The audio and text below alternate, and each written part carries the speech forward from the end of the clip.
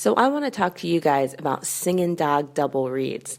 Singin' Dog Double Reeds is an online double reed shop and one of the largest suppliers of high quality and affordable professional and student reeds for oboe and bassoon in the USA. Visit them at www.singindog.com to see all of their products, and you'll be glad you did. That's Singin' Dog Double Reeds. Hey, let's talk about Jenna Ingalls Reeds. She has built her business on providing high-quality handmade reeds, education, and a sympathetic ear to oboists across the country. When you order from Jenna Ingalls Reeds, you get prompt communication, reeds, or cane handcrafted to your specifications, and cheerful, friendly customer service. All orders are mailed within 1 week, sometimes much faster.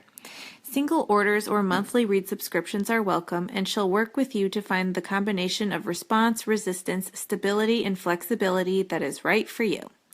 Podcast listeners can use the code DISH, all caps, for 10% off their first order at JennetIngle.com. That's JENNETINGLE.com. Hi, I'm Galit Kaunitz. And I'm Jackie Wilson, and you're listening to Double Reed Dish, a podcast for oboists, bassoonists, and the people who love them.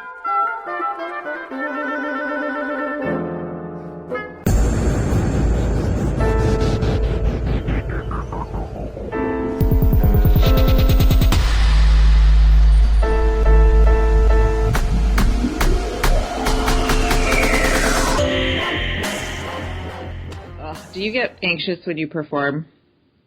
It depends. Sometimes I do, but Well, no, that's not true. I don't know. I always get anxious for, like, recitals.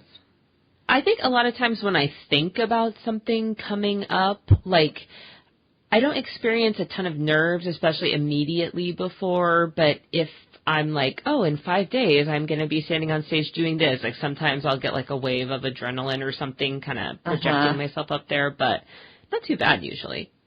Those waves of adrenaline continue for me throughout those 5 days. They get closer and closer. I usually end up having to text or call my wife and make her reassure me that whatever I'm doing is not a big deal. Right. Well, you know what helps me, and this is really weird, I know it's different for different people, but the more, like, gown and, like, high formal I'm wearing, the more I'm nervous. Like, I don't know, it makes it, like, a really big deal to me, and so I find, like, my mentality has really helped if I have, like, some cool shirt. I usually have, like, sparkles on it or something, but then, like, a nice pair of slacks, and it just keeps me a little more, like, not casual about my performance, but not like, oh my God, this is it, blah, blah, blah.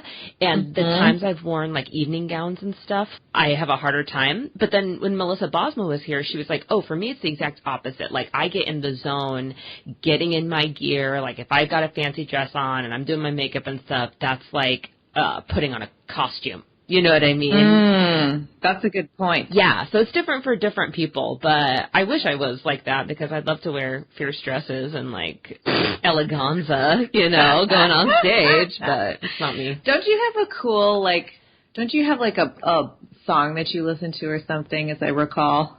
I have a couple, like, pump you up, go-to things. In the couple of hours before I do, like, a big performance, like a recital or something, I will listen to and watch. Watching is the big thing because I derive a lot of my excitement about performing. For me, it's about getting in that headspace of, like, I love what I do and I can't wait to go do it, which it's easy to get out of that zone as we approach something we're feeling a lot of pressure about, you know? So how I try to get myself in that zone is watching other people who love performing and are very charismatic on stage, that when you watch them, you're like, I can't wait for my next recital, or I can't wait to get on stage. I love what I do, that type of thing. So I try to channel that feeling that I get when I'm in the audience watching someone throw down and then, like, I can't wait for my next recital. So for me, that's like Freddie Mercury and Queen, old Judy Garland clips from, like, musicals. And shout out, I hope this isn't too, like, weird, but there's this, it used to be on YouTube. It's no longer on YouTube. You have to get to it through the IDRS videos, but they put the videos up of the Julia Fox competition. Uh-huh. And a couple of years ago, Nancy Belmont, shout out to Nancy Belmont. Nancy. And she's playing one of these pieces, and there's just like this technical, like, and she nails it. And then there's a page turn immediately after it. And as she's turning the page, she's got this, like, smile, like, yeah. And, yeah, exactly. Those three clips, like Freddie Mercury, Nancy Belmont, and Judy Garland, like. Oh, I love it. Get me in the zone of, like, let's go. My bassoon's an electric guitar, and I'm going to rock out. What about you? Well, I usually have to downplay it a lot in my head. Mm-hmm. I usually have to tell myself, you are not a surgeon. If you completely bomb, nobody's dead. I don't know. I hold on to a lot of, like, memories of, like performance failures from a really long time ago, you know, and I'm not that player anymore, but I still, like, my body holds on to it, and I'm like, what if I do that again? But it's like, that was 15 years ago. You're not going to do it again. Oh, yeah. In my worst mental moments, the what if and the potential for disaster can really eat you up inside, I think. Mm-hmm. So I usually, like, a couple days before, one of my performance anxiety symptoms is just insane dry mouth. So I'll start hydrating like 2 or 3 days before. And then I will do a lot of score, like listening to the pieces with the score. Solo recitals are the things that make me the most nervous. Like if I have an orchestra concert or anything like that, it's not nearly so bad. It's more excited rather than just, you know, anxious. Mm-hmm. But it's starting to get better. Like, I've been forcing myself to do it more. Mm-hmm. And it's starting to get better. And it's like every time you do it, it becomes less of a big deal. You're like, okay, well, I did it. And it wasn't perfect, but it wasn't terrible. So I'll probably do it again. And the next time I'll probably feel more comfortable. And then you do it again. And you're like, yeah, I did feel more comfortable. And like, yeah.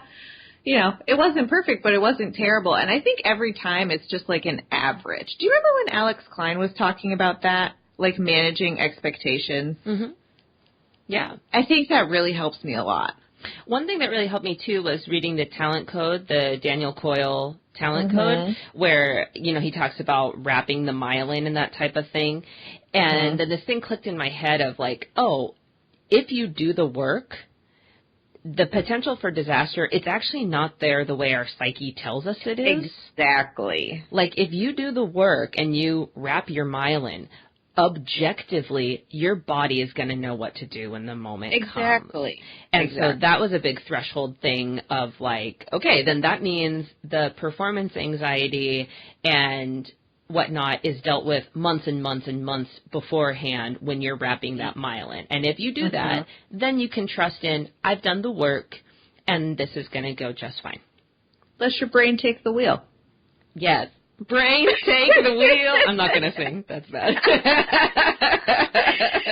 So we asked our listeners what they do for their pre-performance zone.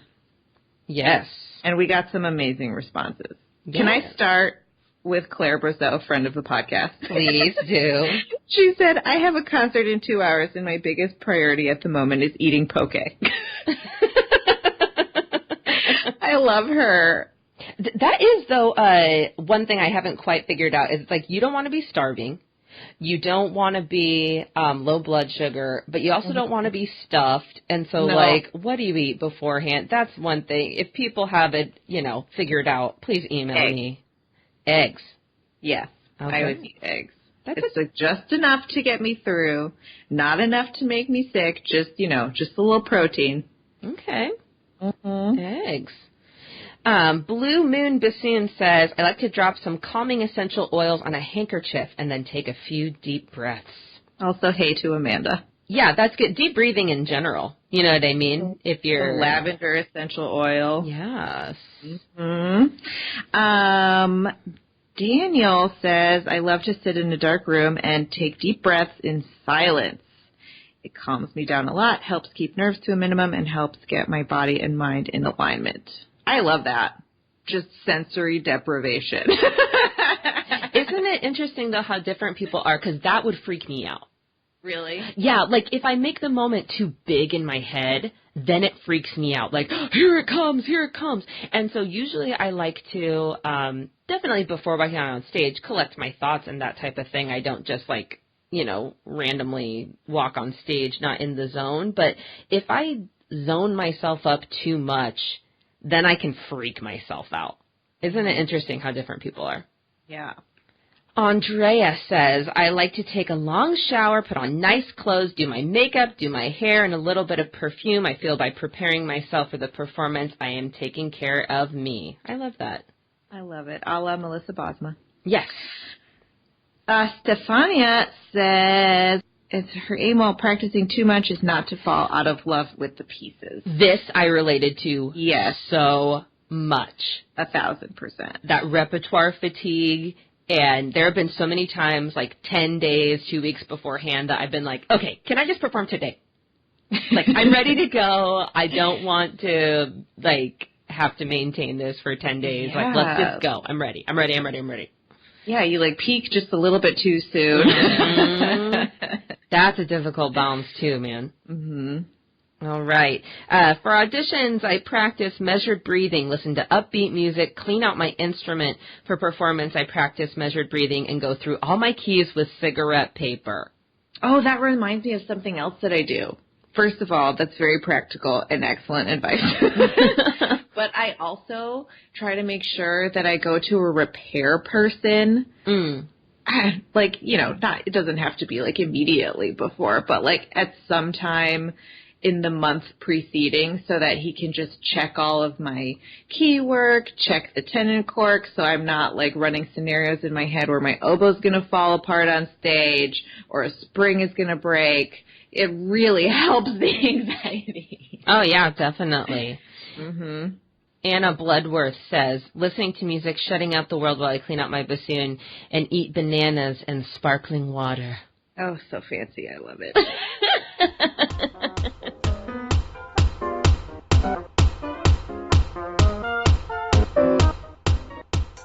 Today's episode is brought to you in part by Double or Nothing Reeds. You know them. They're the company that's dedicated to providing excellent handmade oboe and bassoon reeds to discriminating double reed players of all ages and abilities. And good news, Double or Nothing Reeds has recently expanded to sell double reed tools and supplies, gift items, and more. This includes knives, knife blades, thread, staples, cane, bags, and resources for students. Better yet, as authorized Fox and Yamaha dealers, they offer an extensive range of oboes and bassoons for all levels. Additionally, they sell quality used instruments on consignment. And if you're looking for private oboe lessons and can't find anyone nearby, Double or Nothing Reeds offers oboe lessons via Skype. Visit their website, doubleornothingreeds.com, for good quality and affordable reed making supplies and resources, lessons, instruments, and much more. Everyone knows that Genda Industries is known for their reed knives, sharpening, and overall amazing quality and service in the double reed world. But there is so much more going on at Genda Industries. Did you know you can get oboe and bassoon reeds from Genda Industries Artisan Mall? The Genda Industries Artisan Mall is like a farmer's market filled with talented local and regional reed makers selling their reeds. It's a great way to try out some new reeds from new makers. Who knows, one day they may be your reeds for sale. Add the code DRDGenda, all caps, no spaces, at checkout and get 10% off any Genda reed knife, maintenance kit, reed knife sharpening book, cutting block, and reed tool roll. Visit them at www.gendaindustries.com. Oh, and they're more than just reed knives.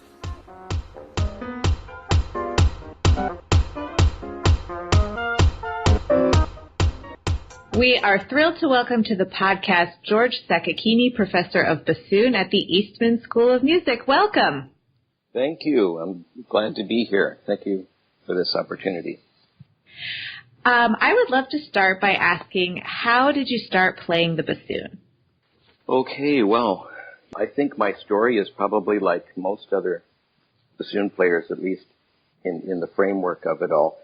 I was playing something else. I started as a musician in middle school on the viola, actually. I joined the middle school orchestra. And I also joined a youth orchestra, and I absolutely loved playing music.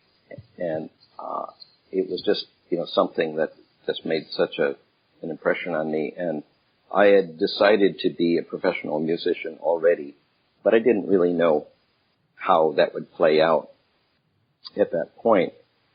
And an important thing happened to me near the beginning of this process, which was that my parents took me to a concert. So if there are any parents listening, please go to school on this. Take your kid who likes music to a concert, okay? And this concert completely changed my life, actually. I don't remember what orchestra it was. It was a chamber orchestra of some kind. I don't remember what they played, but they played a piece that had an extremely prominent English horn part. And I don't know why, but I just completely became captivated with the English horn. I just loved it. Of course, I didn't know that to play English horn, you needed to be an oboe player and all of that. I just saw this thing. I saw it in the program. And then I went about my business after that. And some months later, in the band room or the orchestra room there at the middle school, I found, a storage room, and I started rummaging around in there, and I found this case, and I opened it up, and I saw this thing, and it was like pieces and tubes, and I thought, oh, maybe this is an English horn, or maybe it is an English horn, and I just got kind of excited, and I figured out how to put it together. There was like a Rubank book or something in there, some kind of fingering chart or some kind of information. And there were some reeds in there, too. They were really disgusting, actually, now that I think back on it. But, it's amazing how you can, put, some old reeds in water and then somehow they make a noise. So I figured out how to kind of get this thing together, and I started sort of lowing on it, kind of like, just making sounds without much, know-how about how to operate the thing. And, of course, I got noticed by the band director doing this. And once he noticed that was it. I was a bassoon player. There's no more viola for you.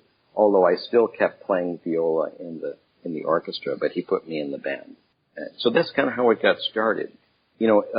When I discovered it actually wasn't an English horn, it kind of didn't bother me because, it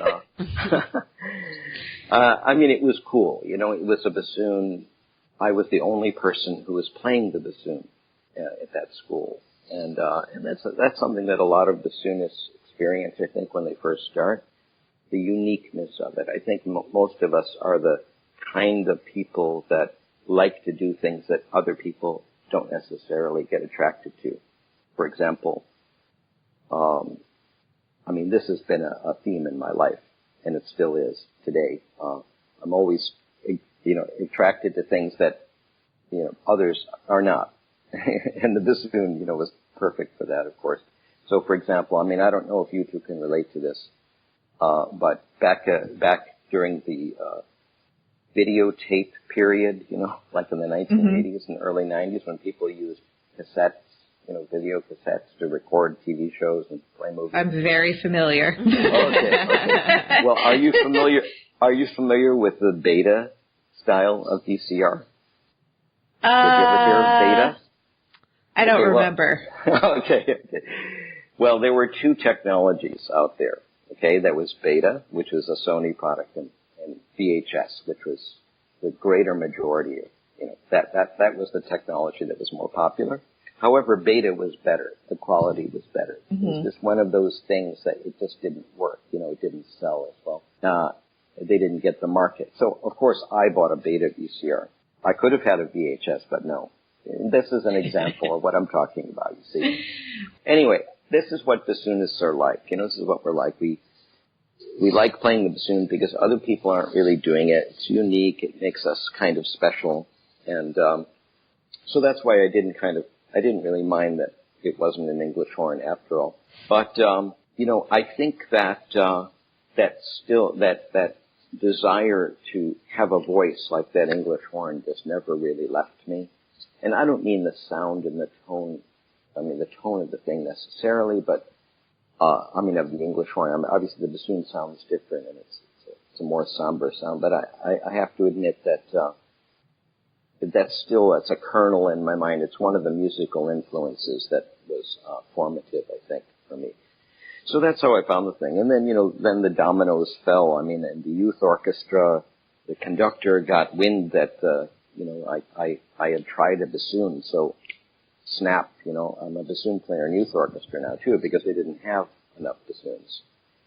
And the youth orchestra also required that everyone take lessons. So now I needed to take lessons on bassoon. And that's kind of how it all got going. And it just seemed like a really fun thing.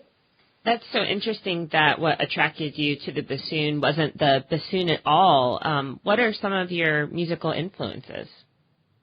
For me, from the beginning, as I mentioned, I didn't play the bassoon right at first.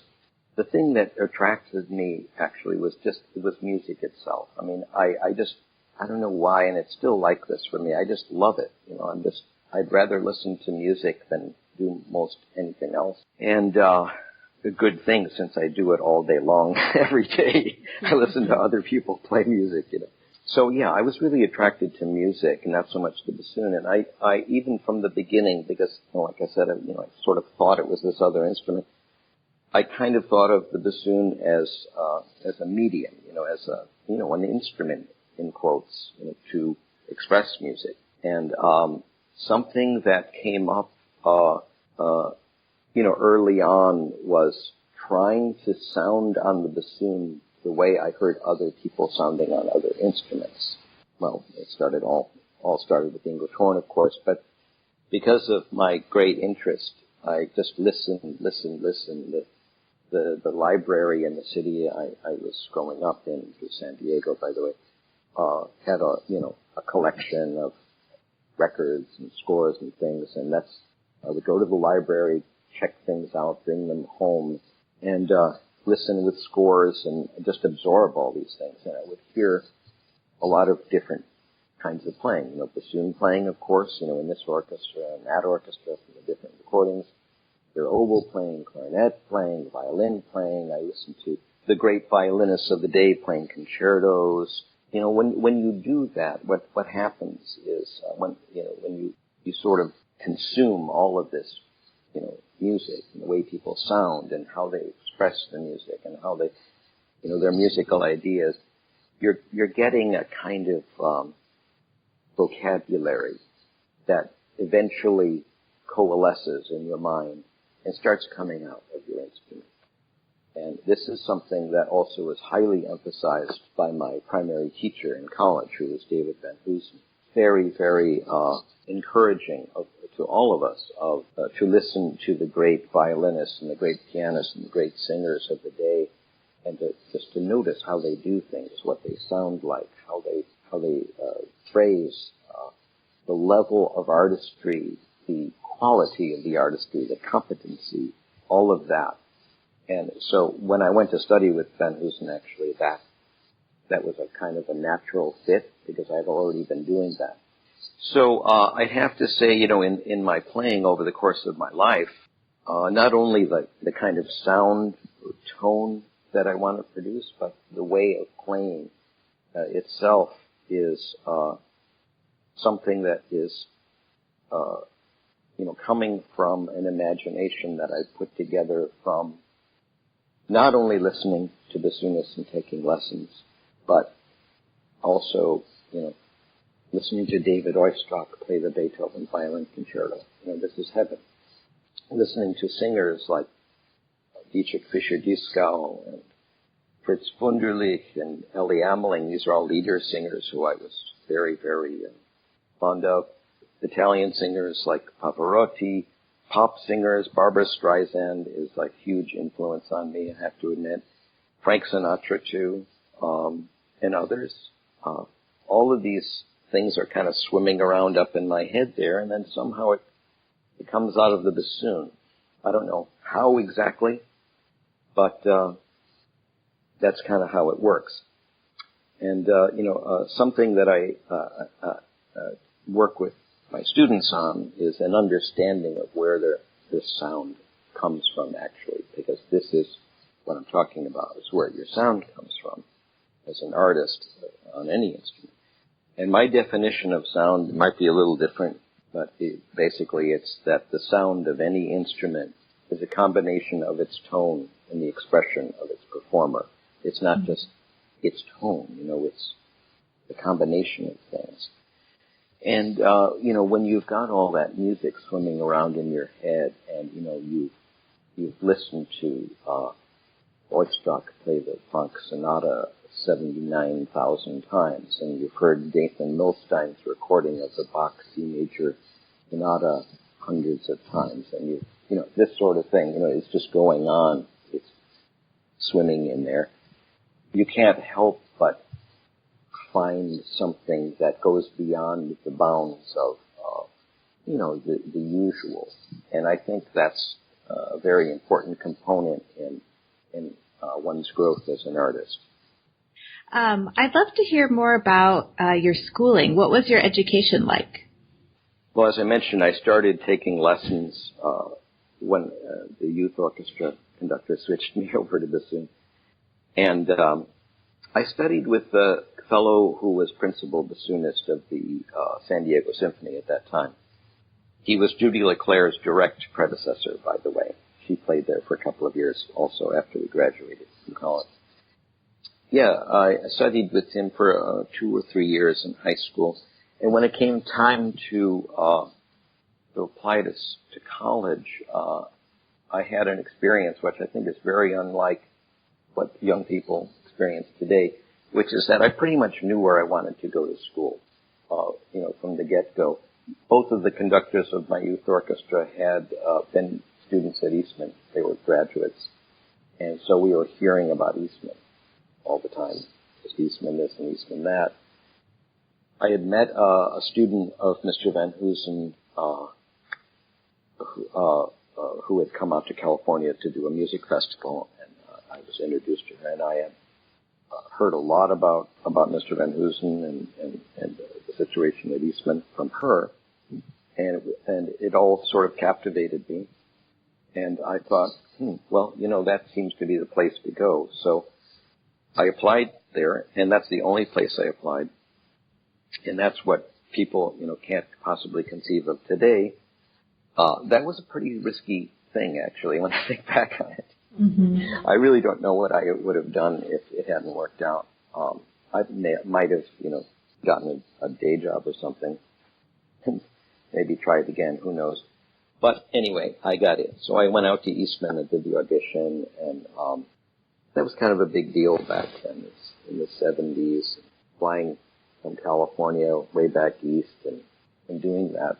When I think back on it, it was, but anyway, that's how it all started. So then I went to Eastman and started studying with Mr. Van Hoosen. So Mr. Van Hoosen was really my only main teacher. I did study with a bunch of other people, like in private lesson situations after that, after I'd started playing professionally. But so, when I went off to Eastman, this was it. This was the 4 years when I was really in training. And, it was really a fantastic thing. I was an 18-year-old naive person, basically got off a plane and went to this place. And something that, I think is not well known, or considered is that Eastman is a little different from a lot of music schools in that the facilities there, the Eastman School and its concert halls and so on and so forth, is the cultural center of a region, of upstate New York. The Rochester area, this area around here, has a population of close to 1 million people. And pretty much most of what's going on culturally is happening right in that school. And I don't mean the school alone, the school events alone. I mean everything. I mean every touring orchestra that comes through plays there. The Rochester Philharmonic plays there. There are 4 or 5 different concert series featuring string quartets and piano soloists and this and that and the other thing that are all happening all within the school. And this is for both the school and the public. So when you land there as a kid, it's just, you're in this center for the arts.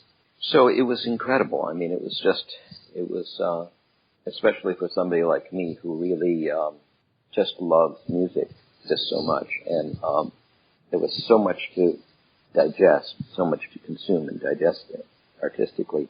Another thing about studying bassoon there was that, well, first of all, I mean, there was a fantastic group of peers. I just mentioned that Julia LeClaire and I were there together. And, we were 1 year apart, so we did quite a bit of playing together. And there were many more besides that. Barry Steeves was there, and Betsy Sturdivant, who was principal in Columbus, and a person a couple of years older than me had a long career in the Metropolitan Opera Orchestra, and Kathy Reynolds, who's another wonderful professor at the University of North Texas, was another student there with me, and the list kind of goes on and on. Of course, we were all kids. No one knew that anybody was going to become anything, but the kind of people that were there, very serious musicians and people who played very well. So that was a great influence. All of that made it a lot easier to work on a high level. Another thing that was a great advantage, I think, was that Eastman had a long history of a kind of a school of playing of bassoon. It is called the Eastman School of Playing. That goes back to long before Mr. Van Hoosen's time, actually. He was part of that himself. He also studied there, and he grew up in that. His teacher, Vincent Petsy, was the first teacher there. He started in the late 20s and retired in mid-50s sometime. And he had taught, when I was a student at that time, back in those days, his former students, Petsy's former students, were principal in Chicago, Cleveland, the New York Phil, the National Symphony, many other smaller orchestras. Norman Hertzberg was his student who had studied there. Lauren Glickman, I don't know if you know these names, but they're people who were very prominent in my teacher's generation, the generation before me. And so Mr. Van Hoosen was kind of the steward of this school of playing at that time. And we were all, all of us that were studying together, we were all studying the same things. We were making reeds in a similar way. We were being exposed to how to think about music and how to approach playing bassoon in a very similar way. Also techniques of playing the bassoon, all the things that make up something you could call a school of playing. We were all sort of doing the same thing, and we were in the same boat, and there's some kind of a good effect when that is happening. It's a lot easier you can learn from everyone around you because everybody's kind of on the same page. Mm-hmm. That was a wonderful experience and a streamlining experience because I could just look up to people a couple of years older than me when I was an underclass person and listen to how they sounded and how they articulated and how the way they moved their fingers and all the whatever, all of the little points of what caused people to sound certain way they did. And I could learn from that. And then later when I was one of the older students, the same thing, just kind of being passed down. Mm-hmm. And this is something I've always done in my own work as a teacher, is to try to create a studio school of playing that everybody is doing, and that so that students can learn from each other as much as they learn from their teacher. So this was another feature of the education there that was absolutely wonderful. Mr. Van Hoosen was a great teacher, and to describe what lessons with him were like for me, I imagine it wasn't exactly the same for everybody, but I heard, some similar things from a lot of other people, so I think this is pretty good information. He was incredibly painstaking, incredibly detail-oriented. So, for example, you'd go to a lesson, and, what you're supposed to play in the lesson is an etude. That was mainly what we studied, etudes. And, of course, orchestral music, too. A little bit more later on in the process, the orchestral music would be emphasized more. But it's essentially a lesson was an etude. So you'd go there and play a phrase, and then maybe a second phrase. We're talking a 2-page etude here. Okay? We're talking maybe 1 or 2 lines of music. And then the lesson would begin. And, 55 minutes later, you're kind of exhausted, and you've been like attacking the first note for 5 minutes just to get it just right. And every nuance, every volume change, every articulation, every, velocity of the vibrato, the intensity of everything that goes into playing this one phrase would be what the hour was about. And that was kind of how it went. And it required you to play well. You could not get away with not playing well with this guy. And, that kind of teaching and that kind of approach just really, it causes you to up your level every week. Mm-hmm. And to go beyond the usual kind of level of bassoon playing.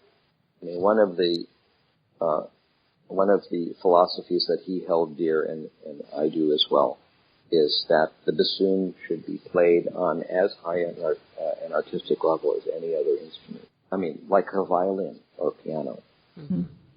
It just as beautifully, just as in tune, just as artistic. In other words, we shouldn't just give in to the bassoon being the way it tends to be, funny or clowny, unless that's in the music. Mm-hmm. You see what I'm saying? Mm-hmm. Yeah. So that's kind of what my education was like. It was a lot of listening to violinists and pianists, and a lot of details. And reed making, of course. I mean, he taught us all how to make reeds. Some of us did a little better with reed making than others. But it's, it was pretty much all there. So a lot of students will follow up their undergraduate degree with some graduate training, but that, as you mentioned, wasn't the path that you took. Could you talk to us a bit about embarking on your early career? I think in our time, it wasn't, for wind players, it was kind of not really a given that you would do graduate study like it is now. And, there was an upside and a downside to that. In the way we thought about it. The upside is that if you're planning to get a job, when you graduate from your undergrad and start working as a professional, there's a really good chance that will happen. If you're absolutely convinced that isn't going to happen, that you're going to go to grad school, then it probably won't happen. So that's the upside to it. People were thinking this is how it has to be, And the downside of that is that if you need a little bit more polishing, with instruction anyway, you're probably not going to get it if you don't go to grad school, right? So, but a lot of us, it was really our goal to get employed, and that was what I tried to do.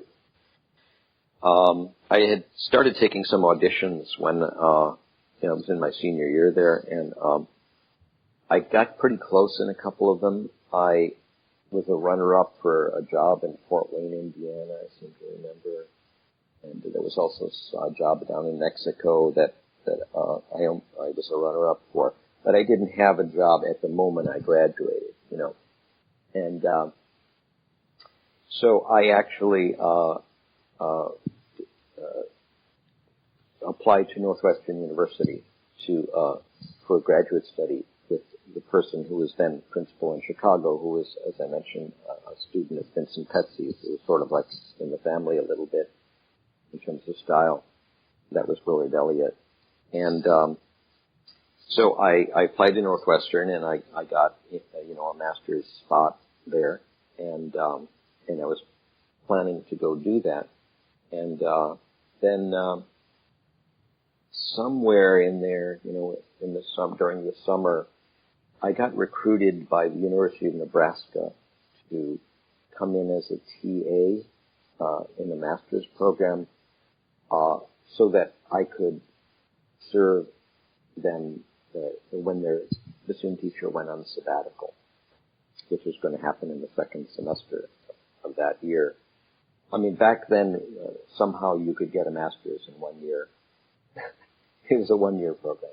I'm not sure how that worked in those days. Now they seem to all be 2 years. But anyway, so I thought, oh, this is a job, I was also supposed to replace the person in the Lincoln Symphony, which is where he played when he was on sabbatical. So I withdrew from Northwestern and went to take this thing in Nebraska because I would get a professional experience from it.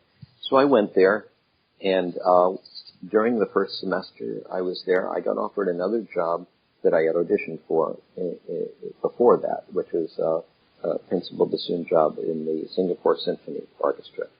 Now, this is where you guys say, what, Singapore? How did that happen? Right? That place is really far away, Uh-huh.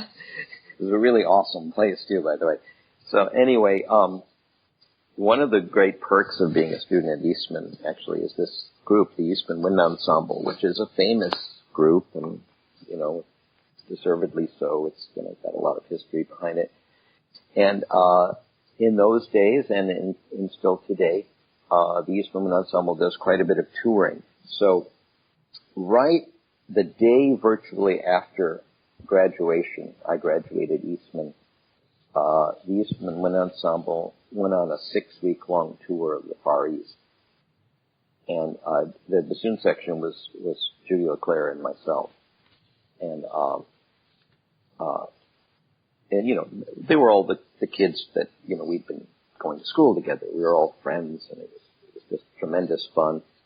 And we played a lot of challenging music on that tour, actually.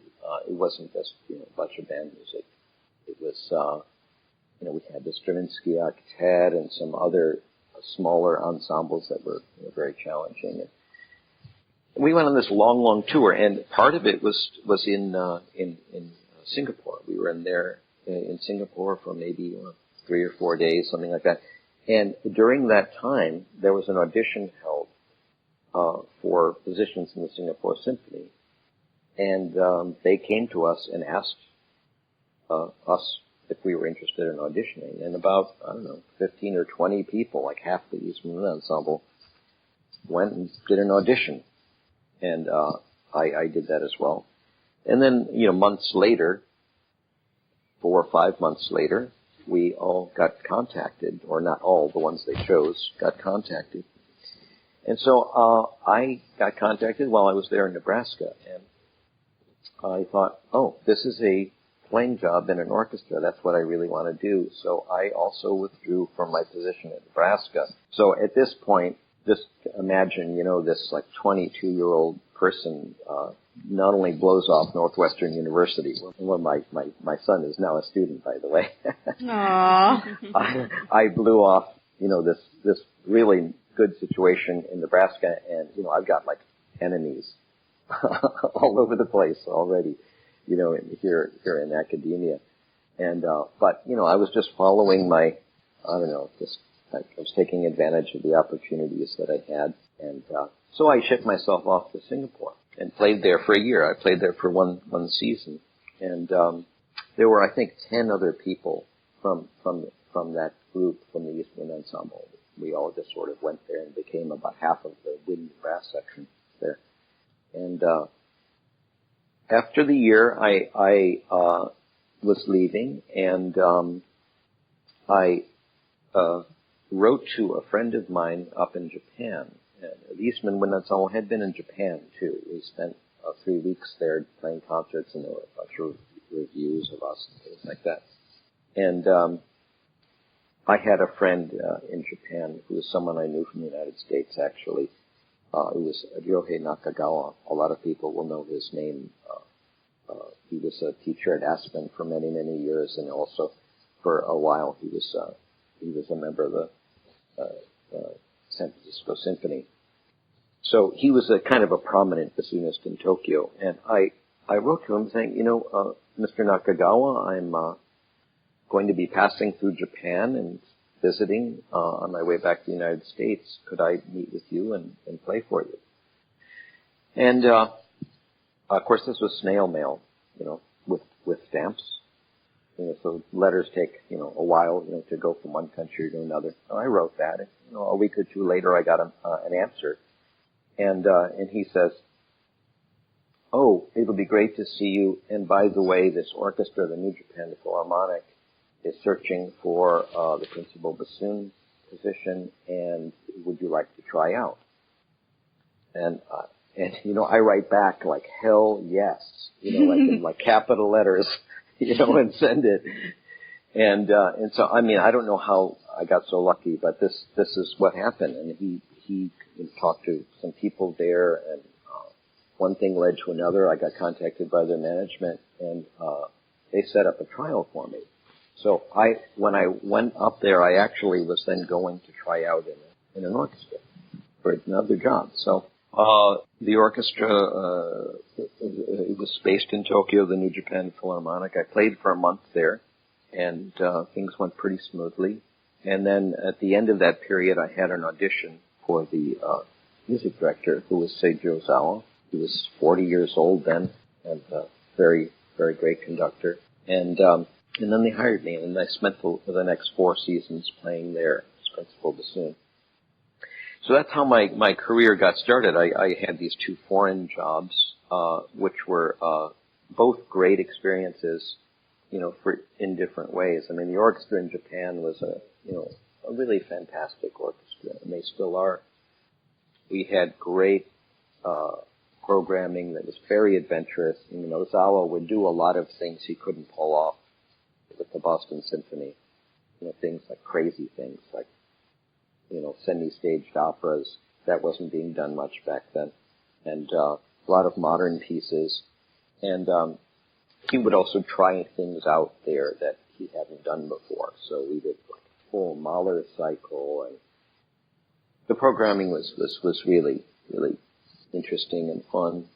We had all of the big soloists of the day. Rudolf Serkin came through. I mean, people who then, ended up in my head as, part of this team of, influences that I mentioned before. We had Martha Argerich and Yehudi Menuhin, who was an old man at the time, but, one of the great violin artists of the 20th century. It just went on and on like that. So it was a really fun job to do. And that's how I got started. I mean, I didn't stay more than 4 years. So eventually you ended up at Oberlin Conservatory, and you were the bassoon professor there for 28 years. Can you talk a bit about how you got that job and perhaps some defining moments from your time there? Well, when I first started, immediately preceding when I first started at Oberlin, I was freelancing in Boston. This is what I did after I left my job in Tokyo. And, I was looking for a full-time job. And I was freelancing over a 6-year period. And in 89, there was a bassoon search there at Oberlin, and I had heard about it, but I didn't apply for it because I didn't think there was any chance I could get it. I didn't have full-time teaching experience and so on and so forth. I didn't have a master's degree, etc. So I just kind of let it go. But what ended up happening was that they contacted a lot of important teachers from that time to get references. And they contacted Mr. Van Hoosen, my teacher, and he suggested they check me out. And after another meeting or two, I guess they gave me a call. So I got a call, and this just came out of the blue, and I'm just, I kind of couldn't believe it, and I said, "Oh, yeah, Oberlin, that's a really great place. Yes, I'm very interested," that kind of thing. And one thing led to another. I ended up going there and did the day of, playing a little concert and doing some teaching demonstrations and interviews and so on and so forth. And then they hired me. So a couple of days later, I got a call, and I was kind of like a young person that they invested in as someone that might turn out well in the long run. And so that's how I got started there. I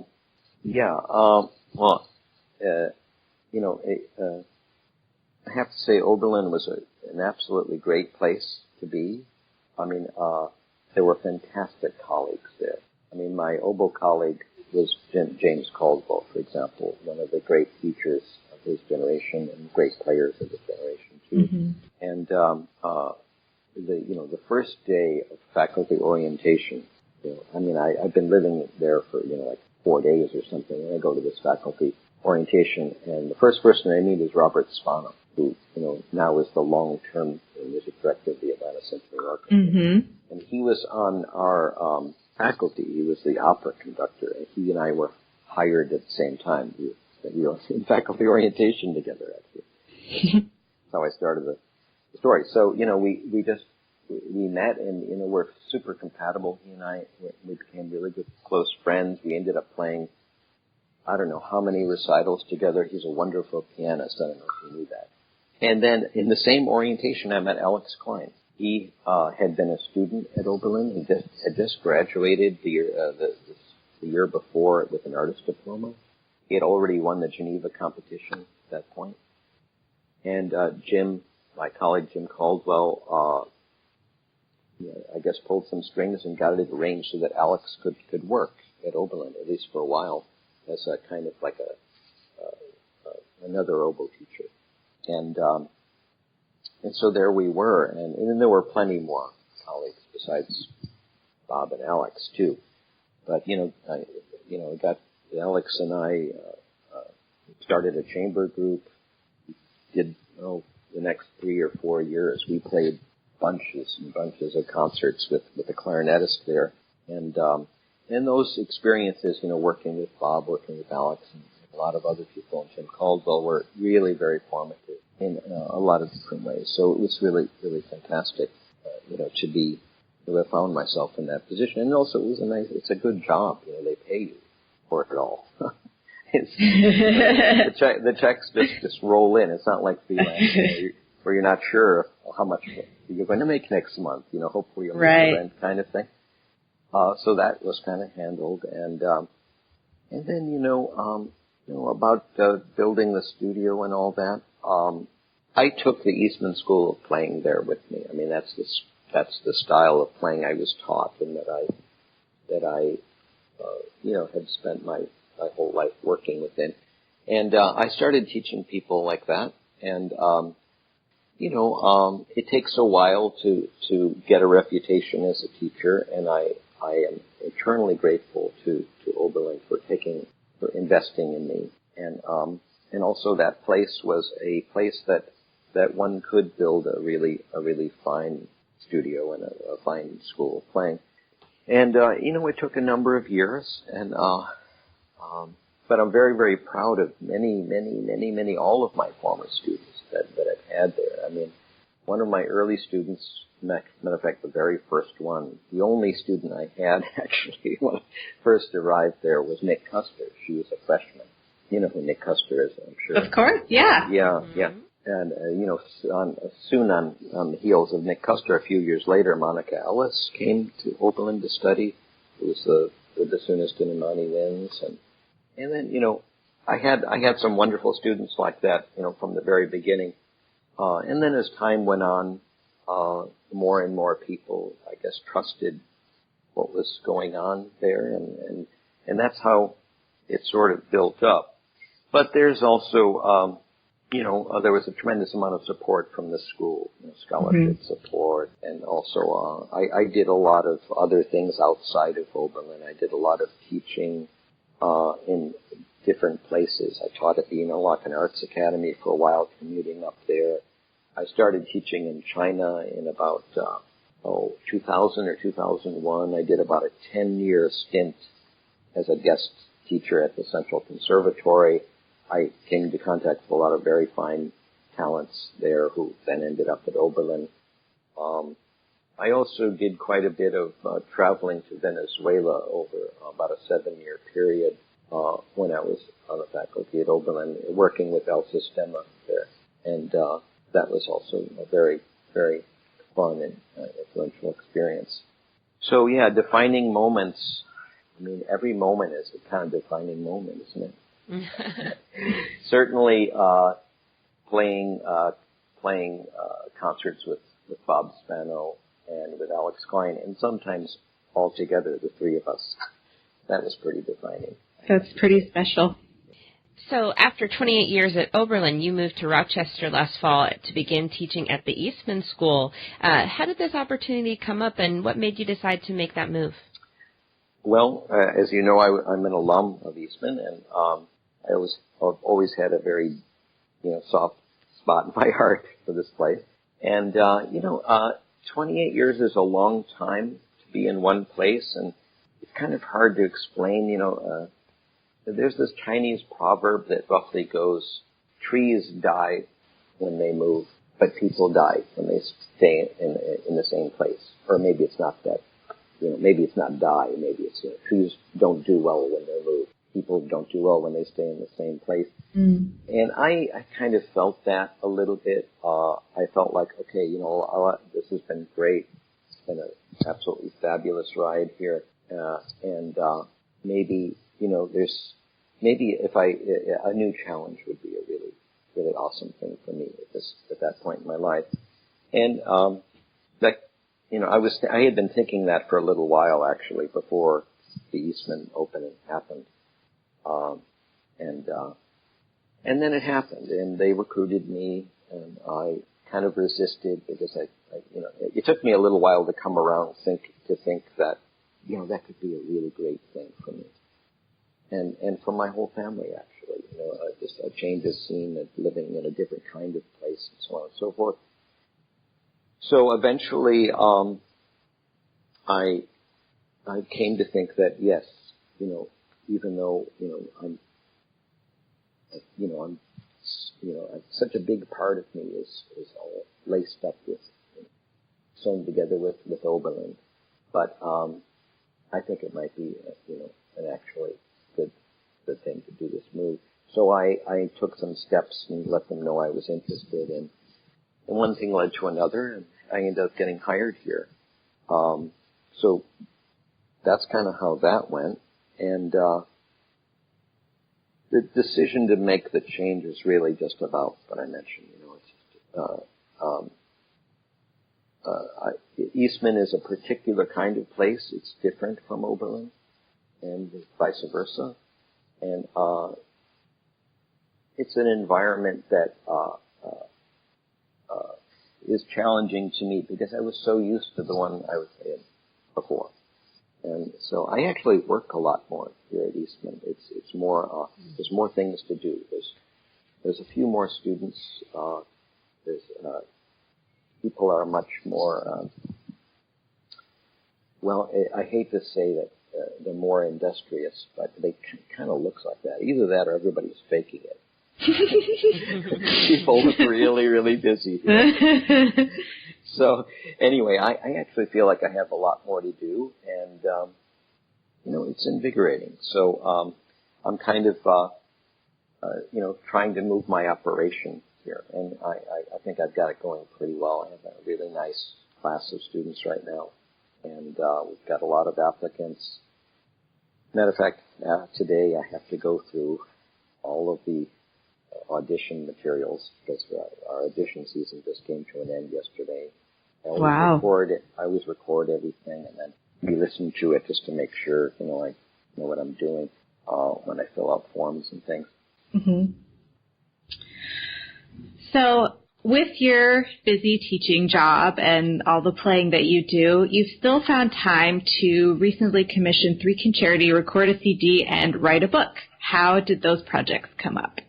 Okay. Well, the works that were commissioned, they're not all recent. They were stretched out over a period of time. The 3 works actually are a concerto by Alex Fleckinger, who is a Viennese composer.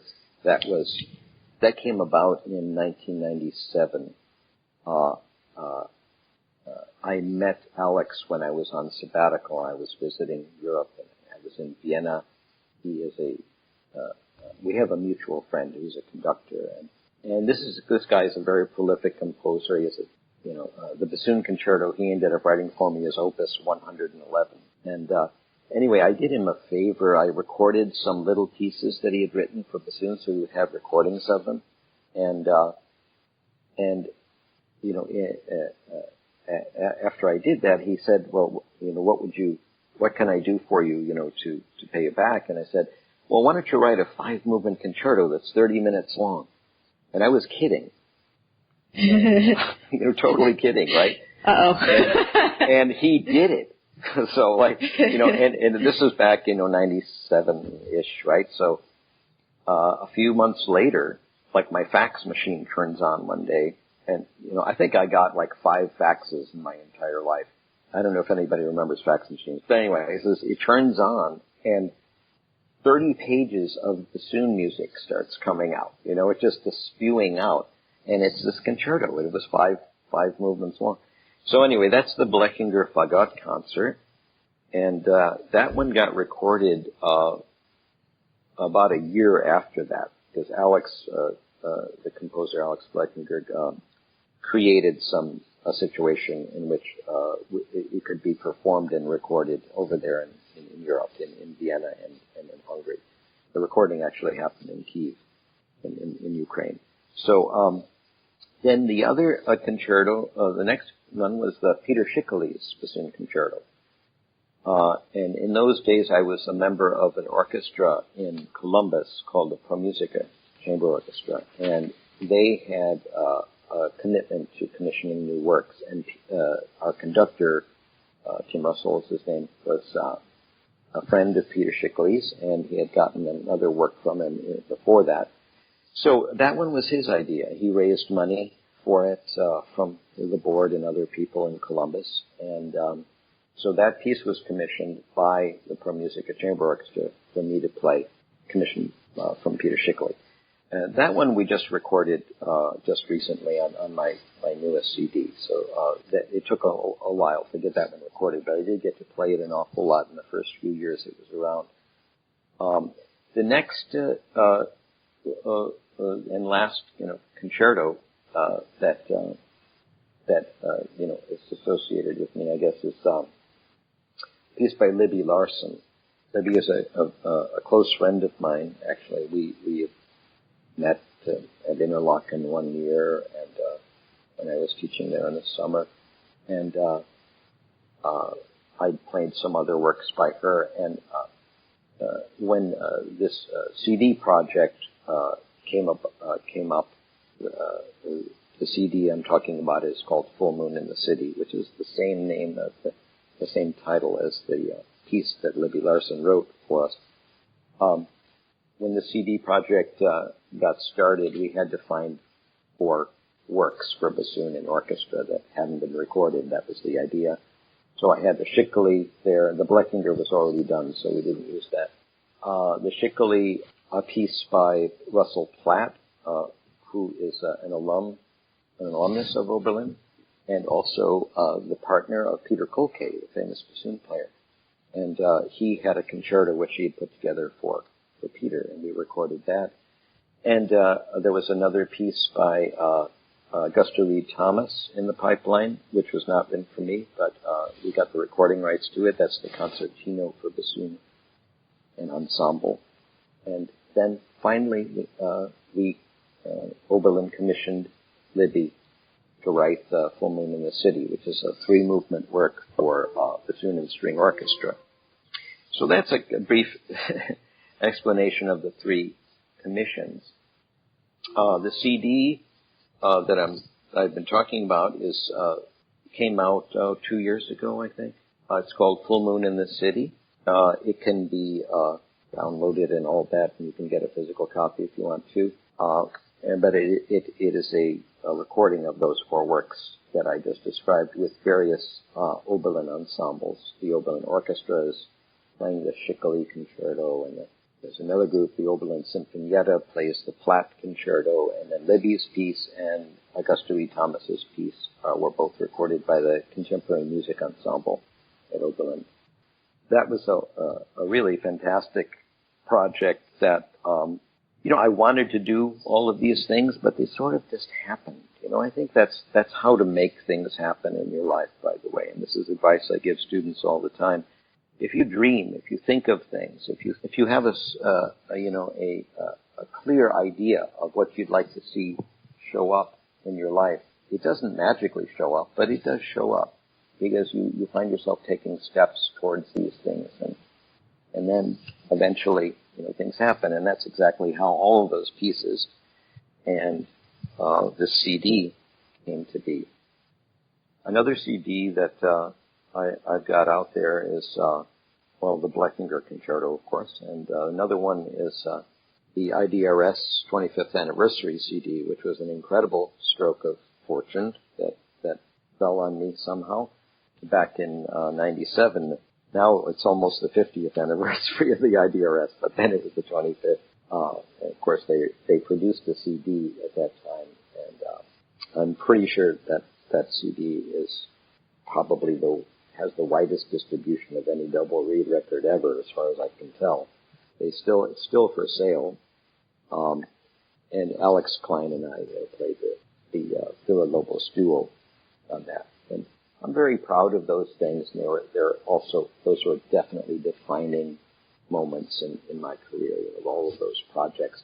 And there's one more coming up, actually. The last project I did at Oberlin for their recording label was a recording of the Hindemith Sonata that will be coming out on a CD of all of the Hindemith woodwind sonatas. Could you also talk to us about your book, your reed-making book? The book is called Making Reeds Start to Finish with George Sakakeeny, and it is an iBook, which is, a lot like an e-book. It's electronic, and it is published by a fellow who is an oboe player called Kevin Chavez. And he has an oboe book as well, and he approached me 5-6 years ago, I guess, about it. And I worked on the book, writing the text of the book and organizing it over about a period of a year. And Kevin, the publisher, was responsible for all the technology behind the book. And this is what is unique about it. It's a book that can't exist in paper form, which is kind of unfortunate in a way. But it does exist in this electronic version. And what an iBook can do is, what you can do with an iBook, I should say, is embed all kinds of multimedia stuff. So this book has videos, video tutorials. It has it's videos of me making reeds and then talking over the video, saying this is what's going on and so on. It has tremendous amount of photos that you can interact with, blow them up and mess with them. It has a lot of diagrams. It has sound files. And it has a very interesting navigation principle. So this is a big, big project in my life, actually. And it's an ongoing one because this book is updatable. And we're just about due for an update. And I'm going to be sitting around working on it again soon. The book is, the point of it is that it's a reed-making book. However, when the publisher approached me about it, I basically said to him, nice idea. I love the technology part. Young people will love it because of that. But I don't really want to write a reed-making book because there's so many of them. Who reads them? Everybody makes reeds their own way. And but he was really, he really wanted to get this thing done, and I kind of brokered a deal with him. I said, well, look, let's make, if you're okay with me making this book mainly about playing the bassoon and how that relates to making reeds and how your reeds relate to your playing and back and forth, that whole big, combination of reed, versus the way you play your reed and all that, then I'll do it. But I don't want to just make another reed making book like everybody else's, because there's so many of them. It's like you don't really need another one. And he agreed to that. So what we have, what I ended up putting together is a book that has lots of chapters, 9 chapters, the first 2 of which are completely about playing the bassoon and about, the relationship between your playing and a reed. There's also a section in here about something that we were talking about earlier in the interview about where your sound comes from, about the 3 different playing styles that you see in the world. There's 3 different ways of playing the bassoon that I've observed in my travels. Mainly has to do with where you put your embouchure on the reed. There's kind of like 3 places you could hold it. So that's kind of the beginning of the book. A lot of talking about the relationship between your reed and your playing and how they work together. And the second chapter of the book is all about tone production. It's called The Art of Tone Production. And there's a lot of information in there about how I play and how one should play so that the reeds that I'm going to explain how to make later will actually work for you. Because, you just can't take any old reed and then play any old way and it works. They go together. So that's kind of one of the main points of the book. So a big chunk of this book is actually about playing the bassoon. Some of it also, there's a long chapter on tools and things, and there's tons of links to where you can get them. There's a chapter on reed design, which is all about what is your reed? What does it look like? What is it going to be like when it's done? And my philosophy of reed making is just, flowing throughout, all of the chapters of the book, which is that reed making is a calculated and accurate execution of a chosen design created intentionally to complement a bassoonist's style of playing, their instrument, and their requirements for music making. So that's a long definition, but what I'm trying to say basically here is that the way I approach making reeds is that a reed is a thing and is designed in a certain way, and you should do that every time you make the reed. It's not an improvisation where you just try to fix, it's flat, so I'm going to do this. It's flat because your reed isn't finished. It's sharp because your reed isn't finished. That's the way I approach things in general. So that's kind of like the theme that runs through all of this. So, the chapters go from making blanks to doing the first phase scrape to the break-in process to then the finishing process goes beyond that, and finally finishing touches where you're just trying to make the reed just polish it to be the reed that you can use. And then there's also a chapter on like techniques, how to use tools and things like that. So anyway, this is a big project that took a big chunk of my attention for a while there, and I'm very happy with the result. And some people are using it as a textbook here and there, and I certainly do. I mean, all of my students need to have it. Awesome. Thank you so much for coming on the podcast. Could we close by having you tell our listeners where they can find you on the internet? Sure. I have a website. It is SakakeenyBassoon.com. If you don't know how to spell Sakakeeny, it's Sakakeeny. On the website, you'll see some information on CDs and about the book I was just talking about. There's also a number of recordings there and links to recordings. There's also links to Spotify and things like that for the CDs. There's some information on my teaching philosophy. There's a section on my former students and links to their ages and so on and so forth. I'm, of course, very close to them, very proud of them. It was a very fun experience putting it together, and please check it out and have a good time there. Awesome. Thank you so much Wonderful. for coming on the podcast. Thank you, too, so very much. It's been a real pleasure to get to know you, and I hope I can run into you somewhere. Of course. I hope so, too.